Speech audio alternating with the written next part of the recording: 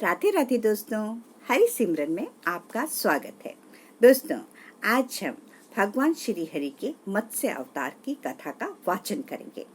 एक बार ब्रह्मा जी की असावधानी के कारण एक बहुत बड़े दैत्य हयग्रीव ने वेदों को चुरा लिया।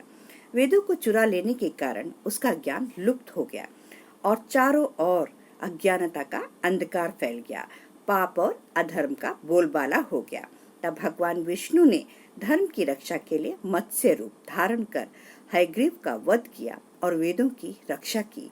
भगवान ने मत्स्य का रूप कैसे धारण किया, इसकी एक बहुत ही विस्मयकारिणी कथा है। एक कल्पांत से पूर्व एक पुण्यात्मा राजा तप कर रहा था। उसका नाम सत्यव्रत था।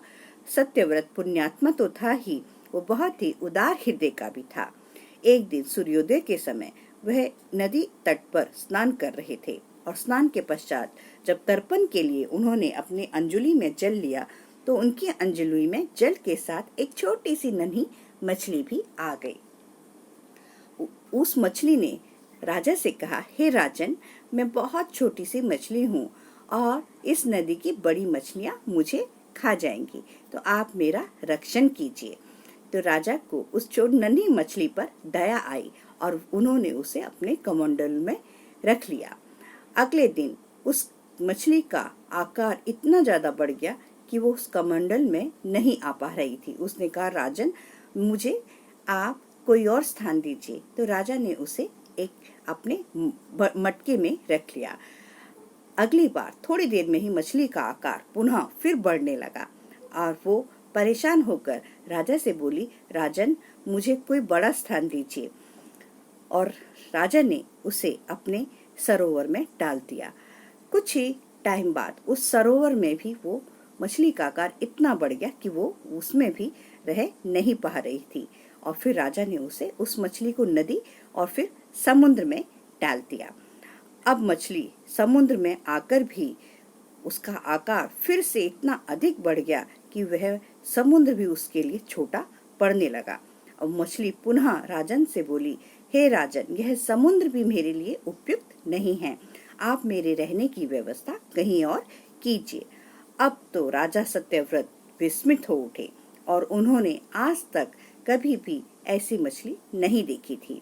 वह विस्मय भरे स्वर में बोले, मेरी बुद्धि को विस्मय के सागर में डुबो देने वाले आप कौन हैं? आप मुझे अपना दर्शन दीजिए।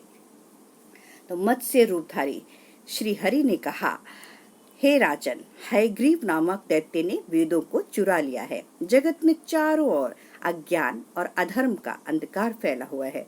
मैंने हयग्रीव को मारने के लिए ही मत्स्य का रूप धारण किया है।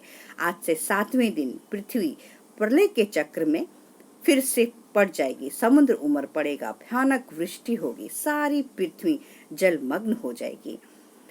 आपके पास एक नौका पहुंचेगी। आप सभी अनाजों और औषधियों के बीजों को लेकर सप्त ऋषियों के साथ नाव पर बैठ जाइएगा। मैं उसी समय आपको पुनः दिखाई पड़ूंगा और आपको आत्म का ज्ञान प्रदान करूंगा। सत्यव्रत उसी दिन से हरि का स्मरण करते हुए प्रलय की प्रतीक्षा करने लगे। 7वें दिन प्रलय का दृश्य उपस्थित हो उठा। समुद्र भी उमड़ कर अपनी सीमाओं से बाहर बहने लगा। भयानक वृष्टि होने लगी। थोड़ी ही देर में पृथ्वी पर जल ही जल हो गया। संपूर्ण पृथ्वी जल में समा गई। उसी समय एक नाव दिखाई पड़ी। सत्यव्रत सप्तऋषियों के साथ उस नाव पर बैठ गए। उन्होंने नाव के ऊपर संपूर्ण अनाजों और औषधियों के बीज भी भर लिए। नाव प्रलय के सागर में तैरने लगी। प्रलय के उस सागर में उस नाव के अतिरिक्त कहीं भी कुछ दिखाई नहीं दे रहा था। सहसा मत्स्य रूपी भगवान प्रलय के सागर में दिखाई पड़े। सत्यव्रत और सप्त ऋषिगण मत्स्य रूपी श्री हरि की वंदना करने लगे। भगवान से आत्म ज्ञान पाकर सत्यव्रत का जीवन धन्य उठा। वे जीते जी इस जीवन से मुक्त हो गए।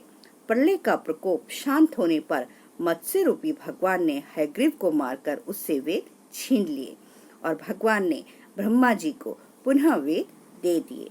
इस प्रकार भगवान ने मत्स्य रूप धारण कर वेदों का उद्धार तो किया ही, साथ ही संसार के प्राणियों का भी अमित कल्याण किया। हरि ओम तत्सत। जय जय श्री राधे।